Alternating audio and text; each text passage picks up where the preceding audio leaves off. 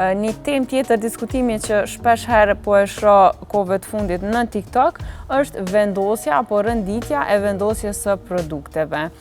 Kohëve të fundit ka qenë si trend me kriju secili person ose një video ku e përshkruan se cilat hapa i bën njëri pas tjetrit, a e vendos njëherë bronzerin, a e vendos njëherë korektorin, apo e kundërta.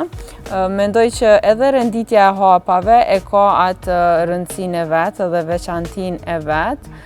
Prandaj është kaq e rëndësishme edhe se si vendosen. Unë për vete preferoj që njëherë ta bëj bronzerin, për shkak që i krijon ato vijat e konturës në fytyrë, e sidomos te pjesa e hundës, dëshiroj me mbajt pa produkt ose me një nuancë shumë të hapun, vetëm mesin e hundës, kurse pjesa tjetër i krijojmë këto vijat që duken sikur kontura përgjatë hundës. Mirë po, nuk preferoj me pas produkt të errët në këtë zonë të hundës, prandaj e bëj gjithmonë njëherë bronzerin, pastaj korektorin, sepse me korektor pastaj mundemi me e korrigju. Gjatë kohës që e shkrim konturën e hundës, gjithmonë duhet ta tërheqim brushën ose produktin prej pjesës ku e kemi vendos produktin drejt fundit të hundës, përgjatë hundës shkrihet dhe pastaj me korektor do e mbulojmë këtë pjesën e tepërt apo këtë nuancën e errët që e kemi vendosur përgjatë hundës. Është shumë e rëndësishme që me mbulu me një nuancë të hapur pastaj, siç është korektori, për shkak që mundemi pa dashje ja jap një iluzion të një hunde më të zgjeruar se sa që e kemi realisht.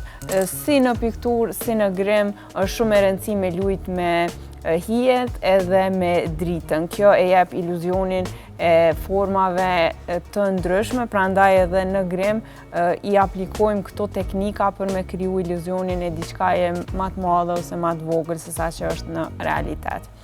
E shkrim tash bronzerin, veç se kemi te kalu këtë fazën e parë, pastaj unë direkt vazhdoj me korektor.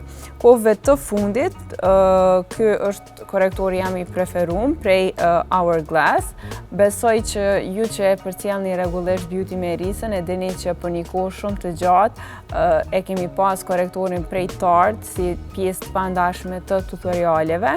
Mirë po tash e kam zbulu një korektor të ri që është bo shumë shpejt i preferumi jam. Pse po m'pëlqen ky produkt ma shumë është që nuk është edhe shumë i thatë, sikurse ai i Tarte edhe është pak më i hollë. Mirë po nuk ka kompromis tek pjesa e mbulueshmërisë. Është një produkt që t'jep mbulueshmëri totale, edhe një plus i madh ose një dallim i madh prej atij të Tarte është shumë më blurring. Pra e krijon atë pamjen sikur nuk kemi pore, e bën mu do këtë pjesën poshtë syve sikur me pas një farë filteri. Është shumë interesant çfarë efekti të bukur ja jep pjesës poshtë syve. Nuanca që do e përdori sot është nuanca numër 6, edhe do e miksoj pak me nuancën numër 5. E vendosim kështu